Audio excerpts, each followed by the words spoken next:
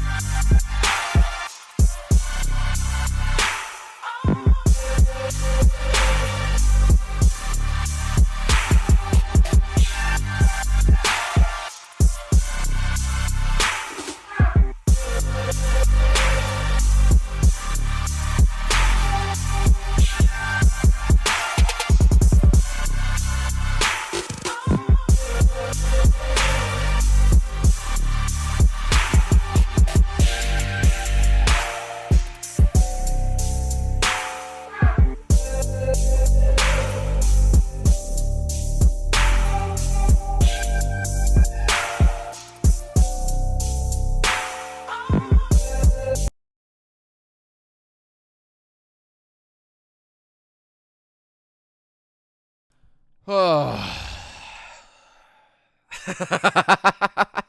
That's how we're starting the show.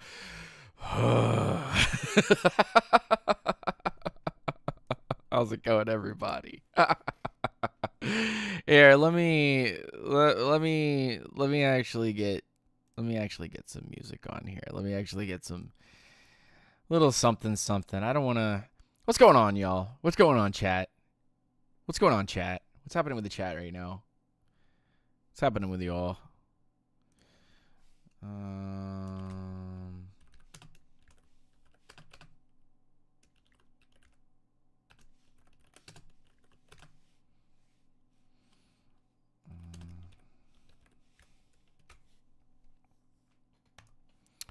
Let's do that. There. How about that? And then we're just gonna, I don't know. Let's just something like this, bro. Just something like this. Okay.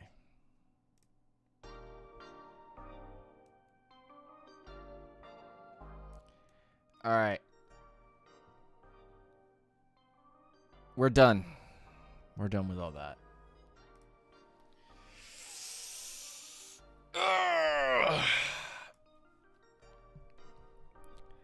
Nah, I be telling all of y'all. I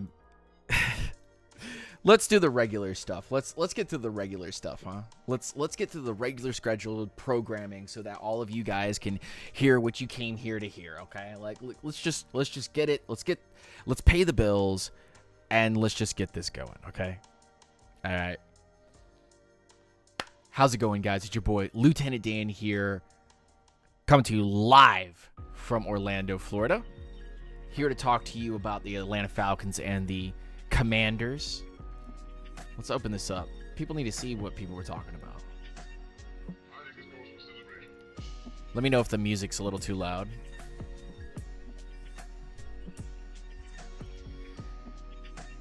Oh, over here. If you have not already said hi in this chat over here, then you're doing yourself a disservice, okay? Because I say hi back. Boy Bangley, Dirk, Mr. Moss, Hardhead, The Matthew 427, Last Rebel Dirty Bird, Trippy Ginger, Rise Up, Stay Ground. I hope you guys are having a fantastic day today. Bless up. Share this out with all your friends and fam. Send this over to the X, the Twitters. Share this to your Falcons fam groups. The forums. Music level is good. Thank you, mods. Thank you, mods. Couple of announcements before we get into today's discussion. So, if you do any donos, like our highest tier donos that we have, or you subscribe to us monthly, you will get your own Discord channel on my Discord stream. So you'll have your own channel that you can actually post whatever you're wanting to post, as long as it stays within the guidelines. You guys are more than welcome to have your own channel in my own Discord.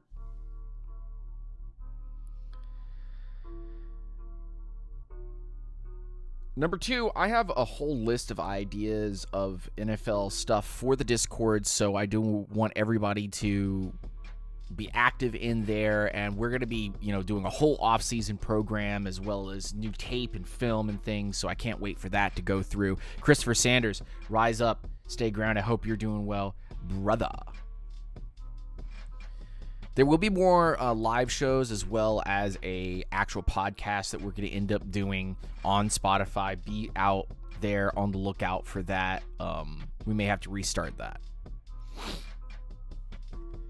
Let's get to some house cleaning before I actually get into my initial thoughts. And again, if the music's too loud or the mic volume is not there, let me know. But the Falcons lose in overtime to the Washington Commanders, 30-24.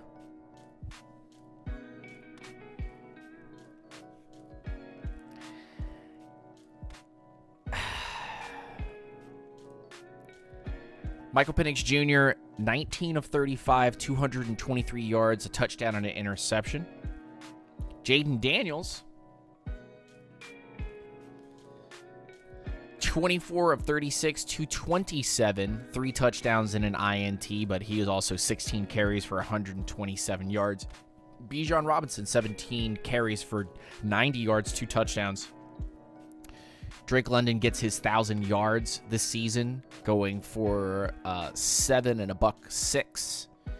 Zacchaeus, actually, for the Commanders, goes 8 of 85. 8 for 85 and a tutty. The song makes me want to just, like, murder.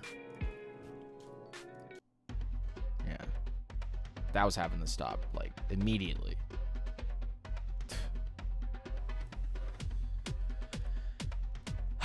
So,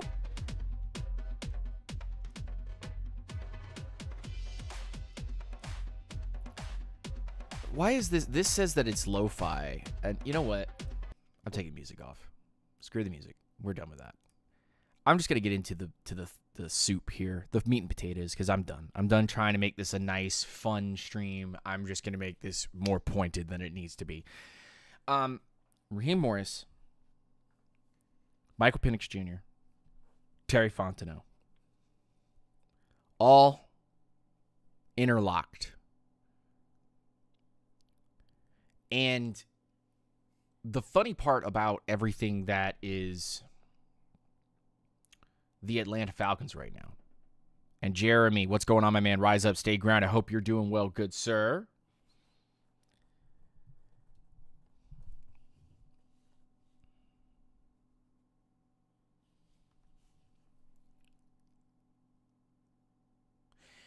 The thing that gets me because of because of them being interlocked and the price that we paid about Kirk Cousins, which is long in the tooth. I don't really want to get into that discussion. But as a part of this discussion, I think it's very important.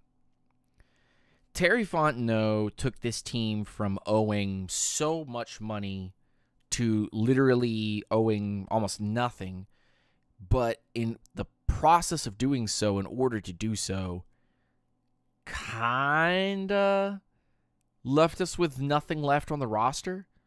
And that was something we all knew since Matt Ryan's been here, since Vic has been here, is that we've never been a team that's had quality depth. We've never had it. We've never been a team. We've always been a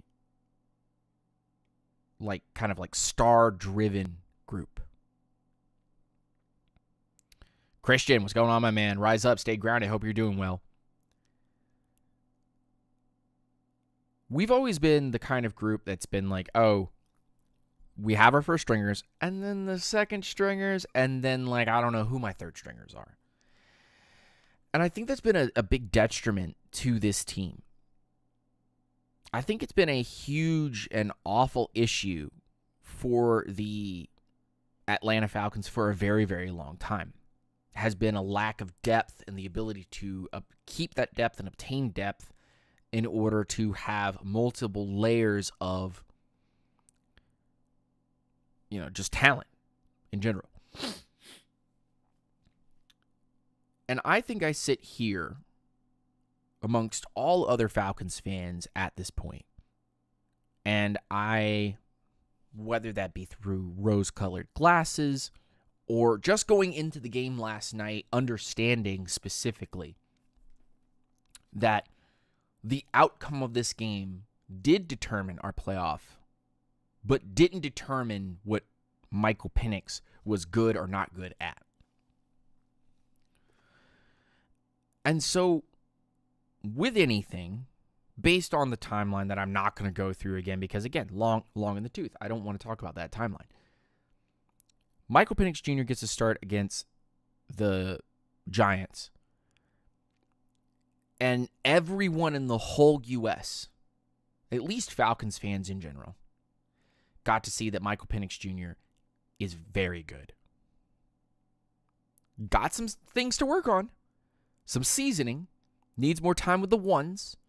Has had opportunities with the ones during practice. Has had opportunities since the Raiders game. And even before that, at the OTAs and the training camp, when Kirk couldn't go out there and throw, guess who was throwing? It's Michael Penix Jr. So there's that. But last night's game proved without a shadow of a doubt that the game is not too big for Michael Penix Jr.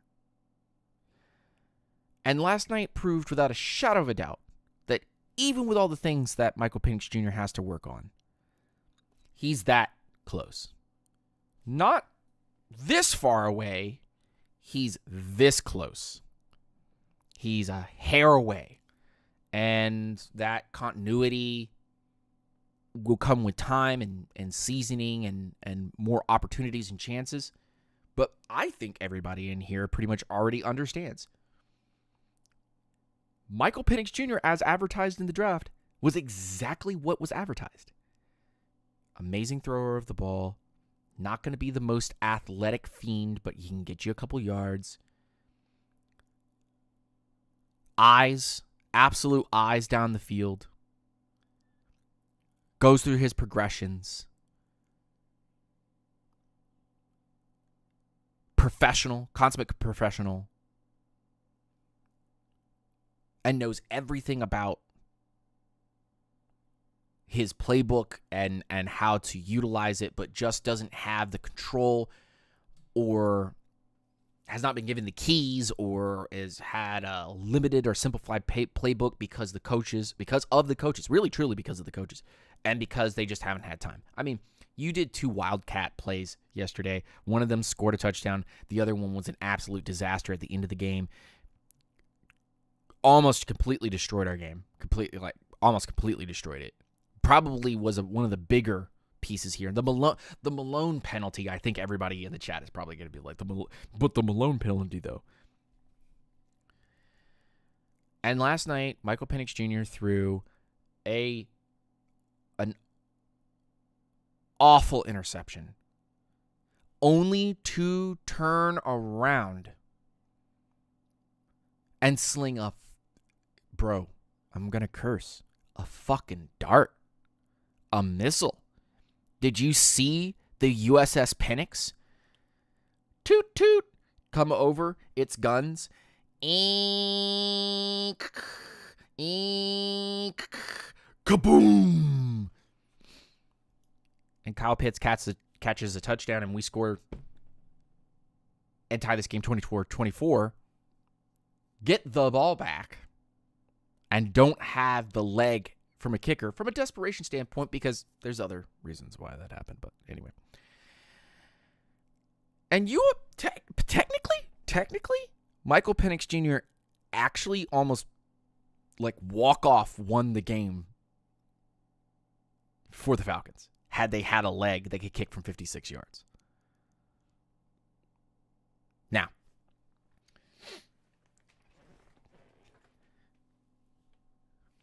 Bucks lose, Falcons win next week, and the Falcons go to the playoffs, and the Bucks miss the playoffs. I'm not going to sit here and start going on this whole spiel about the Saints doing us any favors. Come on. Can I get some people in the chat over here? Can I get some people in the chat over here to say FTS? Fuck the Saints, bro. They're never going to do us any favors. They're not going to beat the Tampa Bay Buccaneers. They're going to rest any good starters or any good players. They ain't going to win that game. It ain't happening. FTS, bro. FTS, bro. They're not going to do us any favors. They don't give a damn. They don't care. They'll drop the game just so they can have a better draft pick. Everybody in here knows. Start typing it on your phone right now. FTS. Flood the chat with FTS, bro. Those guys ain't doing no favors for the Atlanta Falcons, dude. They would just be like, ah, ha, ha, ha, ha. Okay.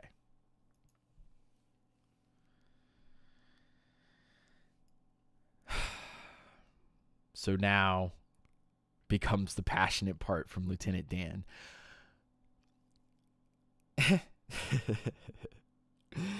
Guys, should we bring out the hammer? Should we bring out the hammer?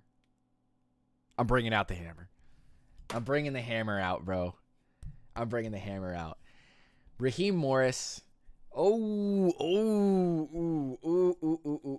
The hammer of truth. The truth hammer.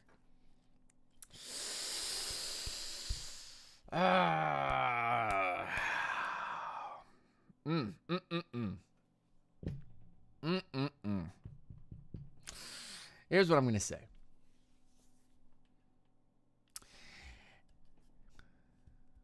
Not even just the end of the game. Not even just the end of the game, brother. That's the one that's the most defendable. But also the beginning of the game. Towards halftime. What was that? What was that? Hey, wait a minute. Hold on one second. What was that? What was that no calling timeouts thing?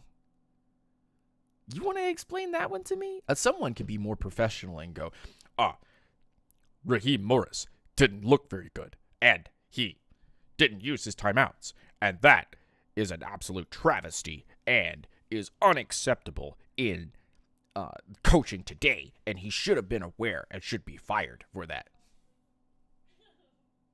No. That's not how that works. Okay? That ain't how that's going to go down. You see, Mrs. Lieutenant Dan actually said something very interesting yesterday, and I chuckled. Actually, she said it this morning, to be more accurate, and I chuckled. I laughed.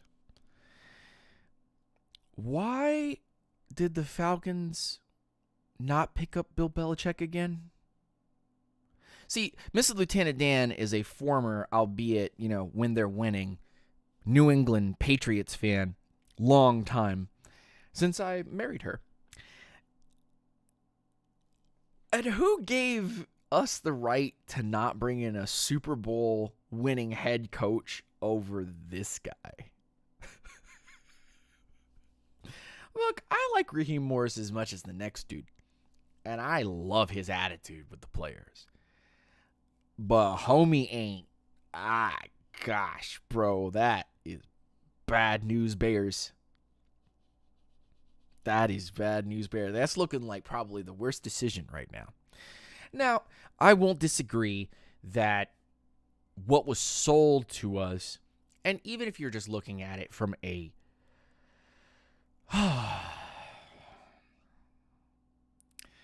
Mrs. Lieutenant Dan said something very, very, very unique this morning. She said, I am a longtime Patriots fan, and that right there is the worst coaching I've seen. Clock management is your number one thing that you have to take care of.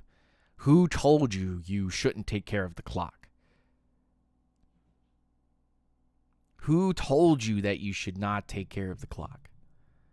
That you shouldn't put your players in there for success? What is it that are you so gun shy because of Kirk Cousins throwing interceptions and Michael Penix just so happened to throw one earlier in the game? Are you so gun shy now that you have to play so conservative that Michael Penix Jr. doesn't go out and just flourish and do good things? Because last night I was seeing drop balls. I was seeing off-target throws. This stuff, like if it goes well for you, you celebrate it. If it goes bad for you, you just like, oh no, misery and woe is me. But how come we have Raheem and not Bill Belichick? So before we go any further, I just want to make sure that everybody understands my very, very, very specific thought process here. I am on the fire Raheem Morris and bring in Ben Johnson train.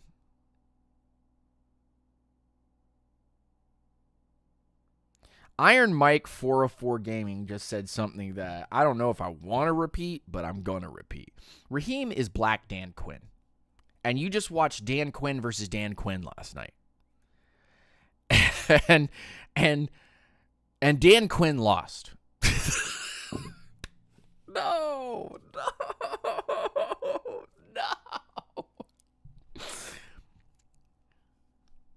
No matter what, Dan Quinn lost. The Falcons version of Dan Quinn lost last night.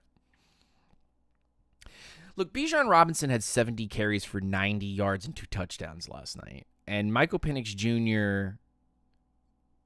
was 19 of 35 for 223 and a touchdown and an interception. Jaden Daniels just had two more touchdowns and 2 more yards. No, 4 more yards than Michael Penix Jr. had. And those touchdowns were legitimate, and it's why.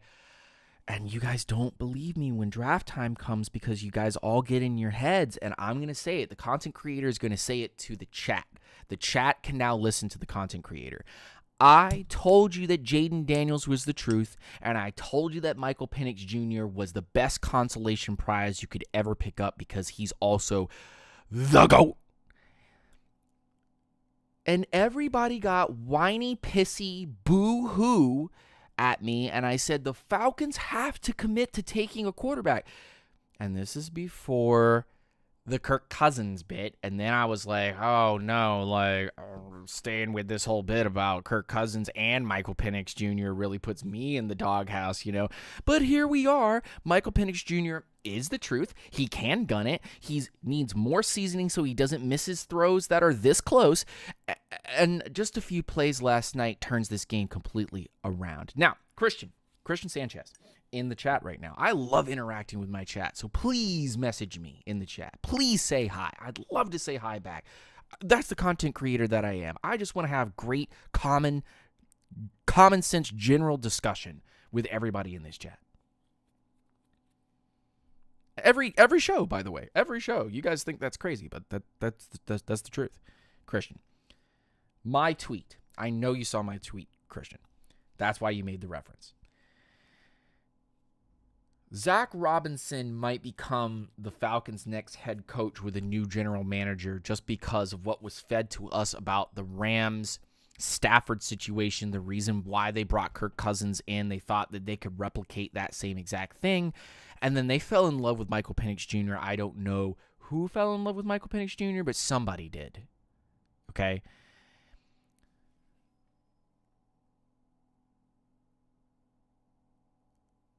Penix is going to be great.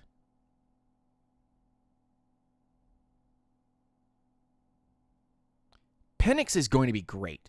And Kirk's situation, and I know some of my Discord peeps were talking about it.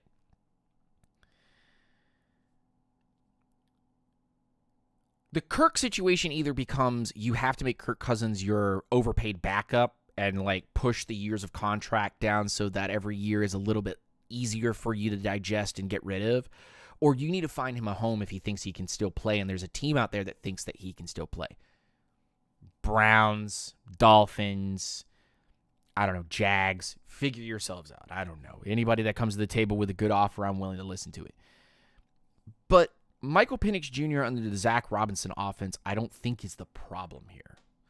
Mr. Lieutenant Dan, they are praising you in the chat right now. You said we should take Bill Belichick. You said where are the timeouts? Where are the timeouts? I said I'm better than y'all because I was a fan of the winning team. She's better than us because she's part of the winning team. That's what. Oh, okay. All right. Just show off your rings. That's fine. You know. Oh, rings, you Tom Brady follower. Yeah. Here. No, I'm just being silly. I like the Falcons. So you agree, Miss Lieutenant Dan? You agree? If your coach won't do it, then which it's sad that Penix doesn't have because he doesn't feel like right. He's the actual quarterback. Right. It's the coach, but yeah. If the coach doesn't make the right calls, the quarterback should do it. She is calling for QB anarchy and saying that Michael Penix Jr. should have gone. Excuse me. Yeah. Excuse and me. Deal with the consequences later. Whoa. I want to win the game. Ask for forgiveness later and do action right now. Hey, yo, we got plenty of time. That's ego, actually. That is ego. Oh, yeah, okay. Yeah. So, I don't think that firing Zach Robinson does anything for you, but I know this Falcons organization, and they'll be like, oh, Zach, you did so well, and Michael Penix looks good under you. I guess we'll just turn the keys over to you, buddy. And maybe that works out, and maybe it doesn't, because we don't know who Zach Robinson really is. We don't know who Zach Robinson actually really is. That's the truth. That's the honesty of it all. The truth hammer. We just had this just a few minutes ago. We brought this out. The truth is, bonk, Zach Robinson's not the problem. Okay. He didn't give it to Bijan. He didn't learn from his mistakes at the very beginning. But Michael Penix Jr. under Zach Robinson, bonk. I think that just works. I think that works. I mean, he still threw for 223 yards and a touchdown and your own interception, Michael Penix Jr., not anybody else's design or issue, your own. And so the shortcomings of Michael Penix Jr. Are outweighed by the potential. It just really is. You guys don't want to hear it, but the potential of Michael Penix Jr. is so sky high that I don't really think that any offense specifically is going to limit him. I don't think there's an offense that can limit Michael Penix Jr. It's just like, who wants to bring out the best of Michael Penix Jr.? Okay, fine.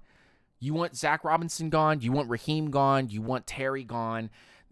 Bro, you don't want to listen to conspiracy theories or be a conspiracy guy or have these crazy ideas, tinfoil hat. Then you came to the wrong freaking place, dog, because welcome to Unintentional Grounding, draft talk, film breakdown, and hot takes. And the hot take is that this team right now, at this very moment, could easily promote Zach Robinson just because of the offensive efficiency and end up going to get another defensive coordinator.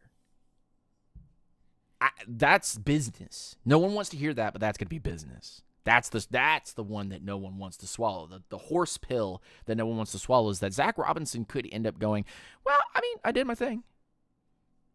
We looked good under Kirk under me. It was limited because of Kirk, not me. And then when Penix got in here, we started opening up the playbook. Look, he's putting up similar numbers now. Yeah, he threw an interception. He threw an interception the game before because of Pitts. But you do have an explosive offense. The run game is great when you utilize it. Bonk. There it is right there when you utilize it. And the passing game could definitely be worked on, but you need better pass catchers anyway. Ray McLeod is not going to be your overall, and Darnell Mooney got used just enough. Drake London fits this without question. And Kyle Pitts caught that touchdown, but, I mean, Kyle Pitts is not something that you want to invest in. That's a bad stock. You need to figure out what you're going to end up doing with that. I don't have any confidence in it anymore. So the sins have to be paid for, right? The accountability has to be put together. And you can sell me on trying to have a Stafford-esque. It didn't work. So now that's over, that doesn't matter. All you have left is the Rams pedigree. And so I think that if you bring in Ben Johnson, you're going to have success with Michael Penix Jr. He's going to look really, really good. You bring in really any other coaches, and you're going to end up having a good time with Michael Penix Jr. That's the fact of it. But Raheem Morris and the lack of accountability, literally Dan Quinn level stuff when he was here. Literally the accountability for these actions, not only from the draft perspective and who we've obtained as free agents and contracts we put out. And again, if you have a big enough stain, it may not be, you may not have enough washing power to be able to get that stain out.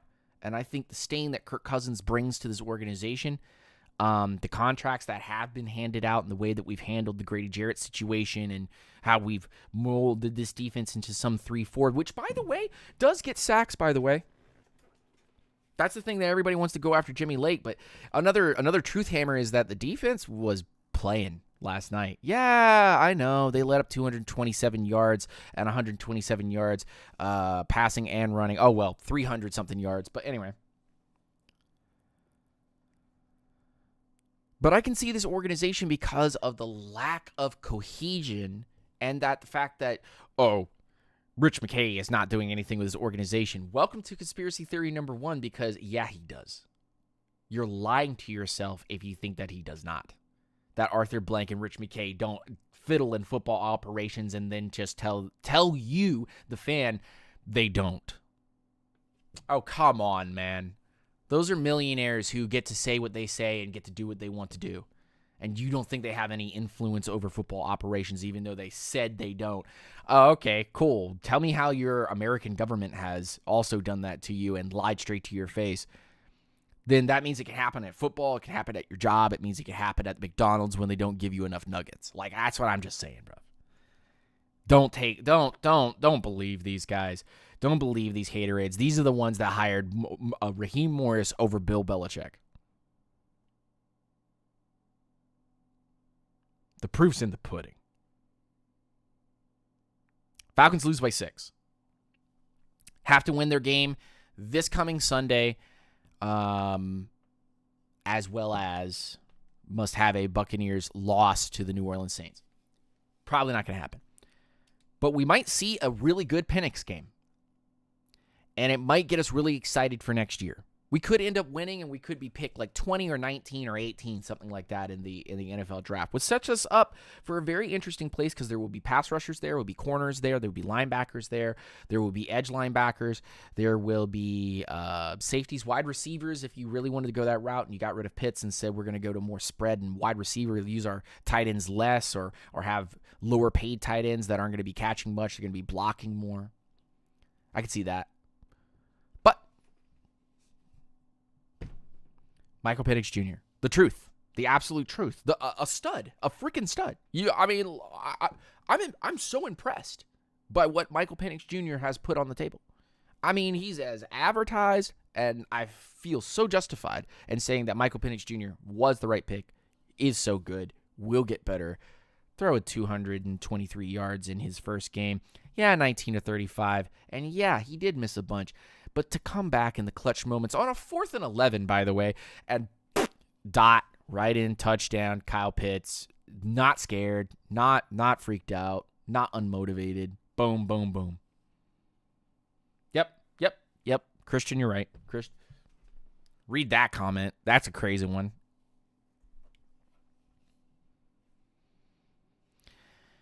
So, what do? Well, you get Raheem Morris out of the building as soon as possible. I think after the year, you come to Raheem and you tell him, hey, man, Jimmy Lake is mid. And your play calls at the end of the year in a game that we needed desperately.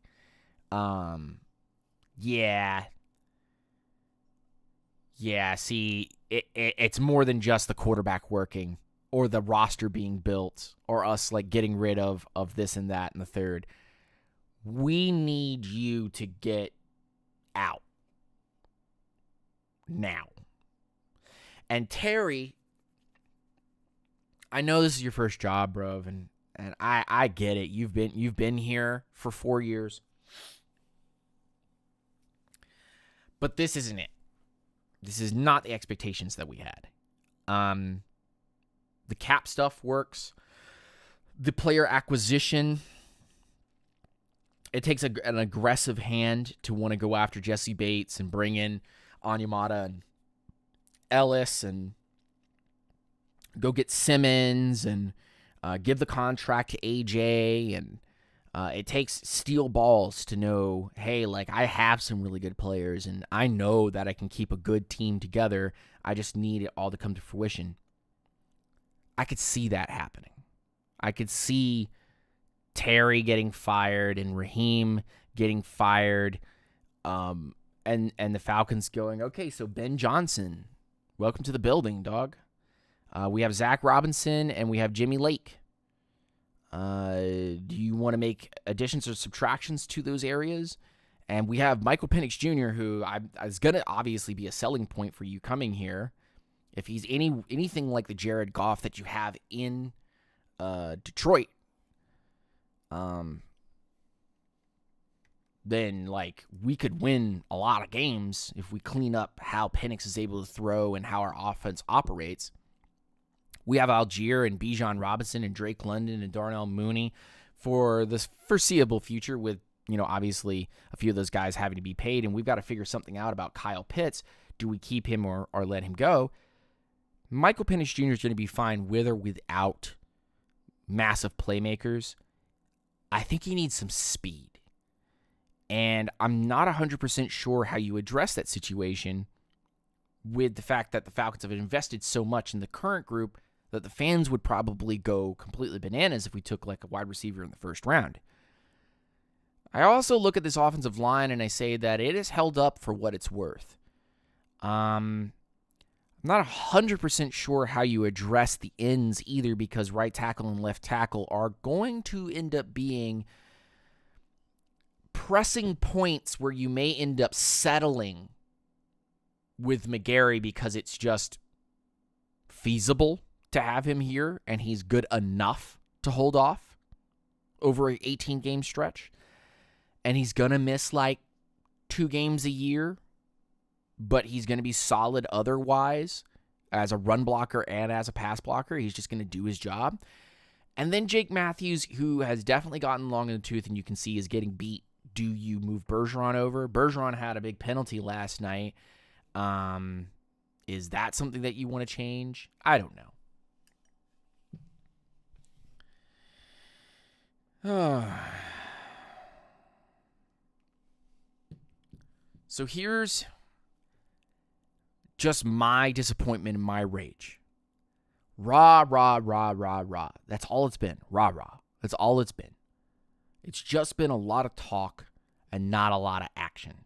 And if it's because this year was supposed to be about building, then I understand. But you are also competing. And you've got to make the right decisions as a coach as you are competing. So since you are not competing at a high level, but you have stars littered around your offense and you have a few guys on defense, it's probably about time that you bring in some semblance of like a turning point for coaches. And if Raheem Morris ends up getting away with it and gets to come back next year, I would be highly disappointed in the Atlanta Falcons because they just don't understand the level of complexity and responsibility from the head coaching position. And they've done it for many, many years. So this offseason, even though it's not a priority, because you could get away with another year of Terry and Raheem. You could.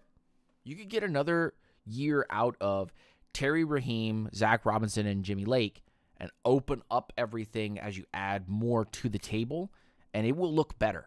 It will. I know people don't want to hear that, but that's another truth hammer, is that the Falcons could go into next year with the same exact staff, get rid of the Malones, get rid of the Kirks, the Pitts, the replacements of the Jakes or the McGarrys, if you can feasibly do it, if it's something that you can do this year. Add a defensive end depth. Allow Rook and Dorless to get onto the field. See what Braylon Trice is going to end up becoming for you. Can he be that Judon guy or better? Figure out what you do with Judon and Tyler and all those things. You know, all the off-season questions that we'll soon have. You could do it and come out next year with 10 or so wins. You could. You could feasibly come out of next year looking at this, looking at Penix starting a little bit sooner. Just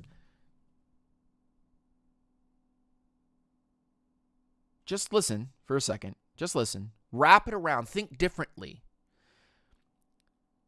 They all come back. We have a good game against the Panthers. We win. Bucks don't lose. Okay, we missed the playoffs. 9-8. We get picked like 18, 17. Prepare for the draft. Morris takes accountability and responsibility, says they're going to try to work some things out in the offseason, get rid of players, retool, because it is their accountability and their responsibility, and that they will have to have the hot seat under them this year. This will be the only year they'll get an opportunity this coming year with Michael Penix Jr. as the starter. We need to see what 17 games of Michael Penix Jr. really looks like, and not this Desmond Ridder 2-3 game shit. Okay? I know that's probably going to trigger some people. Hello to Blizz. Hello to Ryan Watkins in the building, and Gilbert Valdez. Good to see you, my man. Rise up, stay grounded. Hope you guys are all doing well.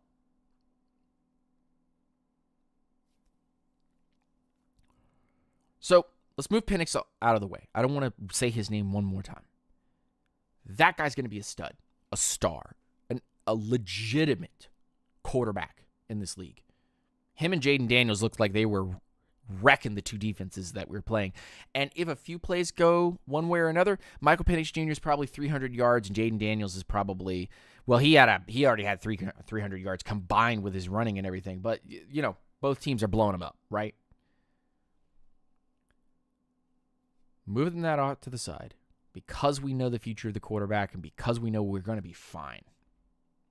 Isn't that crazy? We're actually going to be okay. It was a good pick. It was the plan worked. If Kirk couldn't do it, the plan worked.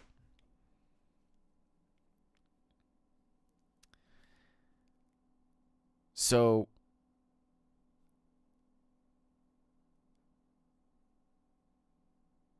of course my door opens. Hold on 1 second. I'm going to say this, just suspense.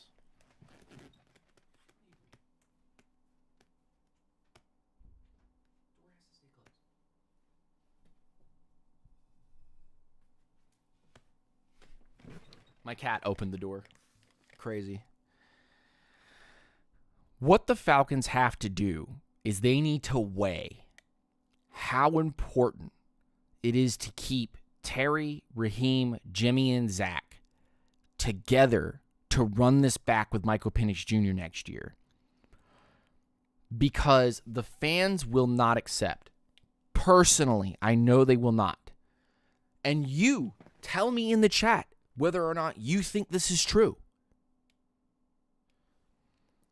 The fans will not accept anything other than an absolute splash of a free agency, and for the Falcons to either trade down or acquire the best edge rusher available at pick 17, 18, whatever it's going to end up being. Or a trade down, obviously, like I'm saying, to somebody else and gaining a bunch of picks. They will not accept anything other than an absolute splash offseason.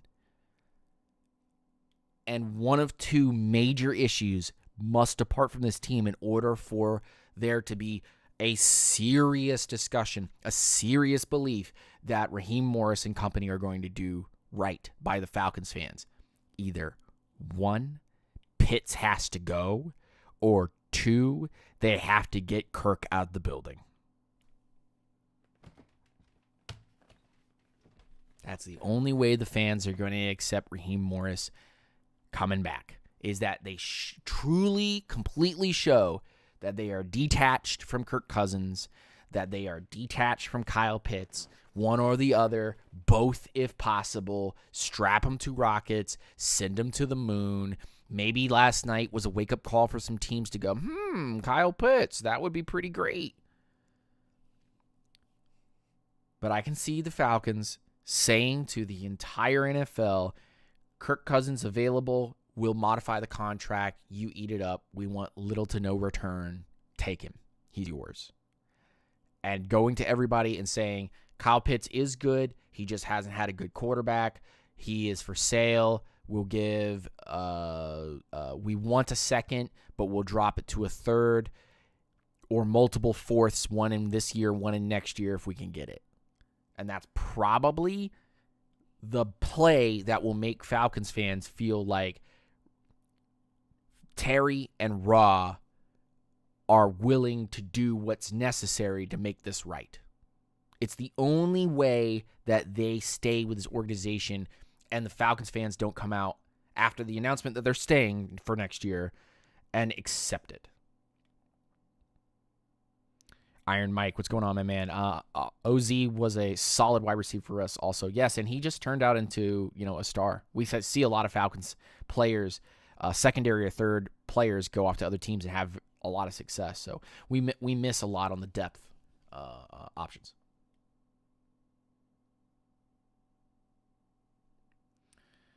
So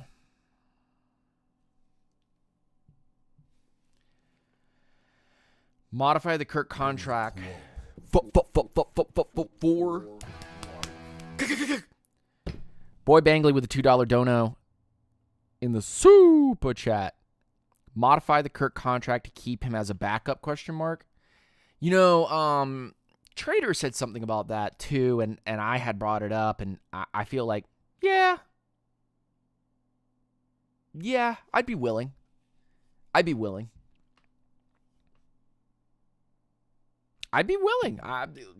listen, dog, I'd be willing. I would be willing to fire and or demote the current coaching staff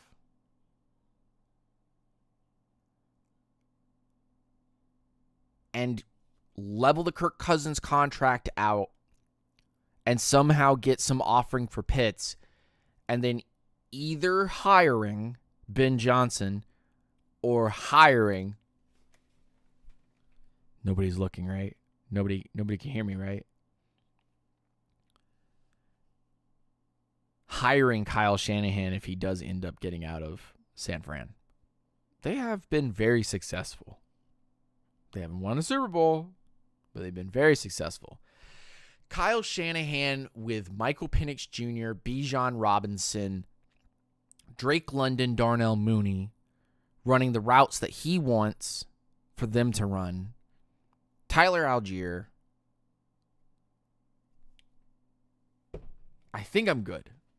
I think and the play style of players that would change because he would be brought in and have a general manager that he go, this is how it's going to run. That's it.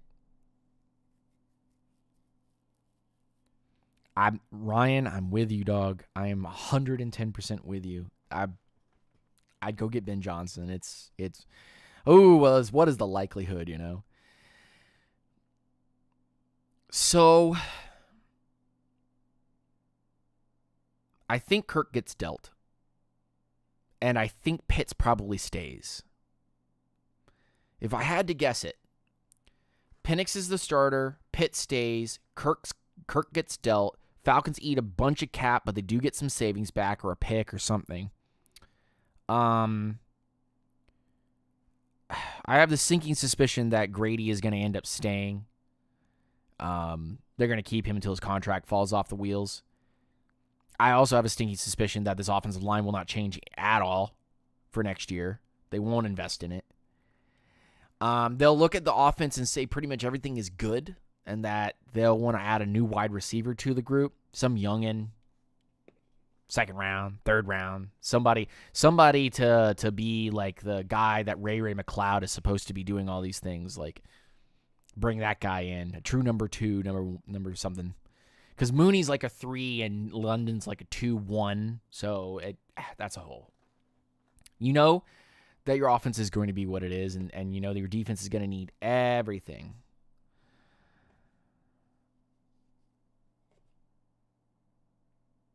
Yeah, I know. Who knows? But maybe that's the system that you want to run with Michael Penix Jr. Or maybe you're so impressed with Michael Penix Jr. knowledge and you just need him to garner what he needs from an accuracy standpoint and decision-making standpoint, which he makes really good decisions. I didn't see a pass other than the interception pass that was a bad decision necessarily. I saw a lot of good from Michael Penix, but anyway. But last night was like Pitt's little like mini breakout game.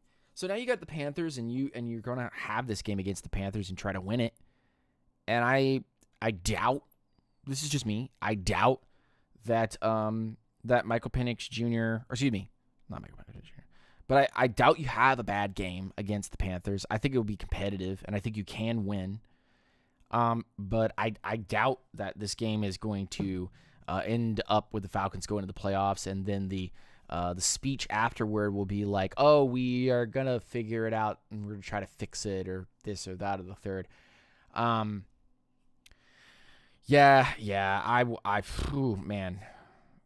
wouldn't be too surprised if there's an outcry for the Falcons to fire Raheem Morris, and that nobody wants to go to the games if Raheem Morris is going to be the coach.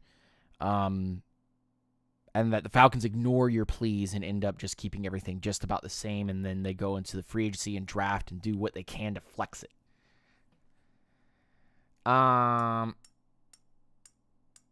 Well, that was 2015, actually, Gilbert.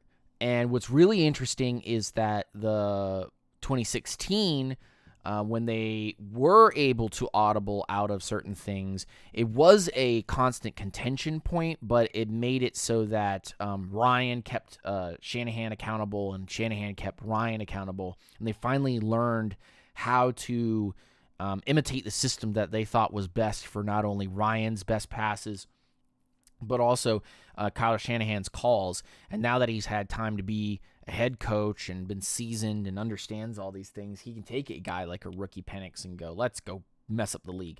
That's the same thing with Ben Johnson. I think I would put the feelers out for both of those guys and say, hey, I mean, what do you think? You know, I got this guy, Zach Robinson. I think he's going to be amazing as an offensive play caller, but I just don't think he's ready to take on this role in the full. He looks really good, though. He's made a lot of calls, and he's made the team look really good. I mean, we blew the Buccaneers out twice with an immobile quarterback, dog. Like, come on, man. Dude could barely throw the ball down the field, and we were toasting those boys. So, yeah, I sit in this weird, funny place right now because I want to be like, rah, Raheem Morris. But, like, it's also, you know these Falcons, bro. Everybody knows these Falcons. So there's no way that they just cut everybody loose, right? They just get rid of everybody. I'm just going to say this before I get out of here because we've got about 3 minutes left. I put up a little not a sub goal, but I put up a little super chat goal. And we're 1 out of 5 for the super chat goal. So thank you so much to Bangley. I appreciate you. 4 more to go. But the Falcons don't have a lot of draft picks, and they don't have a lot of money for next year, and they need to make very, very, very tough decisions to be able to gain capital, and the Kirk Cousins situation hinders them. Whatever you're doing next year, it will be because you flexed contracts, you made really tough decisions, and you either kept Raheem and company and just decided to put up the stupid cat. You kept everything the same and you decided to cut the fat and just invest in the defense the most that you can. Or you start this thing all over again, and I just don't know how many more lives does Terry have. I just don't know how many more lives he has, and everybody can say that he made good picks. You're not wrong. But after a while, you can keep making good picks, but these guys, like, you know, we have no depth. You made great starter selections. We have no depth. So yeah, that's just kind of where I'm at now. It's just a lot of this from the Falcons organization, tongue in cheek. They know they messed up. I don't know. They just got tunnel vision during that game, and it's the worst thing to see coaches get tunnel vision and just forget that timeouts exist. Oh, we better not leave enough time. Bro, you were going to win the game if you had gotten 10 more yards. And that's like 10 to 17 seconds that you blew off the clock because you guys wouldn't call a stinking stupid timeout. That's just mind-boggling to me. I really can't. Now, there was a chat way up here from Bangley. Before Raw starts getting torn apart, let's just say that Michael Penix Jr. looked good out there. There are some miscommunication issues, but overall, a good second game, in your opinion. Yeah, I agree. 110.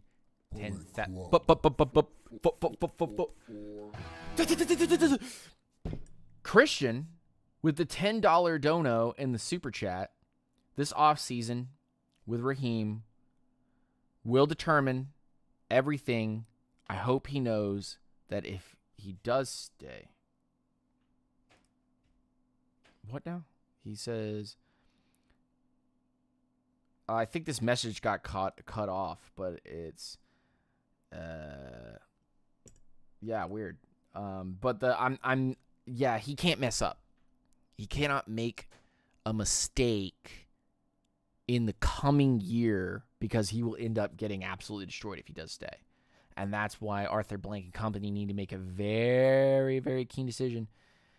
Shout out to Christian for that $10 dono, man. That is insane. Thank you so much. That if they do make the decision to keep him, he is on such a short leash. And it's just the situation that he put himself in because he didn't speak loud enough in the room to believe in a rookie quarterback to go out there. It dooms you if you have to start with a rookie quarterback, but if it's just so, and again, pat myself on the head because I'm so good at it. Michael Penix Jr., I already called this out, dog. I already called Michael Penix Jr. out. I said, that's a GOAT. That's a GOAT right there. We need to go grab that guy. I was so happy that we took him. So happy that we took him. And so now here we are. We got to play. The Bucs fans are going to be super happy that they're pretty much looking like they're going to make it. And the Falcons fans are down in the dumps. You're going to see tweets all day, messages, X posts all day about Facebook messages about how the Falcons should turn and cut this guy and fire this guy and da da da da da da da. We have one more game left to play. It's too soon. I know. It's right around the corner. We're almost done. But it is still too soon to understand exactly what the Atlanta Falcons are capable of with Michael Penix Jr. in tow.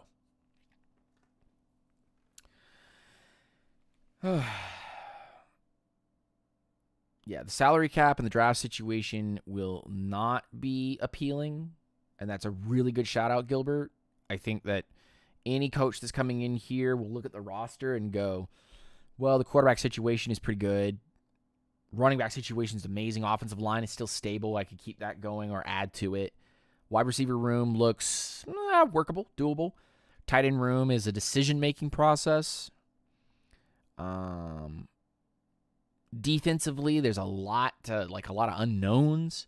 And I have a first round and a second round draft pick, but I don't really have anything else after that. And the cap situation as far as like getting free agents is just like pretty shot in the water unless we make big decisions. So I don't know if the Falcons want to just invest in an opportunity to speak to Ben Johnson and Kyle Shanahan and then get their input on what they would do to fix the team as a whole. Or get some outside sources maybe to talk to them. But at this point, I think that Raheem and company are coming back. I don't believe that there's going to be enough outrage for them to truly get fired. That if they miss the playoffs this year by the one game, obviously, even though they had the tie-breaking scenario against the one team that they had to be able to beat out, the Bucs look like they're going to go to the playoffs again. The Falcons look like they're going to end up missing the playoffs. And you can't fire, literally, you cannot fire everybody when the cap situation, the depth situation, and the team as a whole is in flux. And I don't know of any person that wants to come in and fix that situation. Any person that wants to do that. Bullet Club. For life. Thank you so much to Ryan Watkins with the $5 dono. Terry, cooking is going to burn our house down. Just because a player is good doesn't mean we should take him. He's putting pepper in our ice cream.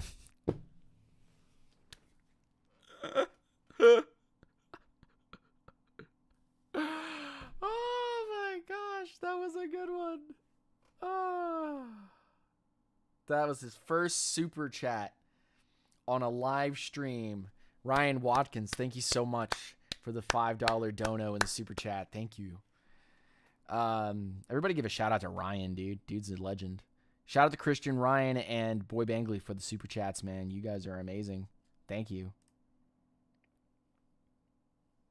Thank you. Reaching goals here.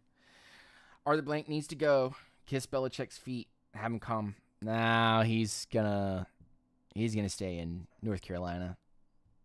He's gonna make a football program up there, and he's gonna be good. First super chat was a banger, Ryan. Yeah, dude. Put pepper in my ice cream, dude. He did, and then he opened my door, and then he opened it back, and he's gone back and forth, back and forth, back and forth. He's like, why are you in here? Yeah, why are you in here working? What are you doing? All right, guys. That was a good stream. I enjoy. I'm seeing the light. Darkness. We shall see what ends up happening, and I don't know what kind of video content that I want to do. But I want to thank everybody in here who has donated, who has come through today and had been part of the discussion, who enjoyed this content. Make sure that you hit that like button, hit that subscribe button, hit that notification bell. Share this content out to all your friends and family. Splice pieces of it and send it places. Make some stupid memes or something and tag me, UNGR_show, on X, Twitter, whatever you want to call it at this point. Let me know what we've done right and wrong in this show, and we'll make a better show. We'll continue to move forward. Podcast coming out. Discord link is in the description of the video. If not, hit me up, UNGR_show on Twitter X, and I can hit you up with a Discord link. You can come join the Discord, come and talk with a bunch of like-minded Falcons fans who just like to have fun and post memes and do some really funny things. Content, we are going to be watching that Panthers game, and I won't be live streaming it, but I will be commenting. We'll have a show after. And yeah, that is the show. Bunch of rah-rah from the Falcons, a lot of talk, not a lot of action from them, a lot of miscues, things that have not been done properly or handled properly, and the Falcons end up losing to the Washington Commanders 30-24 in overtime, by the by, and now take on the Carolina Panthers in a must-win, and they must have the Tampa Bay Buccaneers lose to the New Orleans Saints. FTS, because we know they're not going to help us, and I will catch you guys a little bit later. Peace, hair grease. Later, y'all.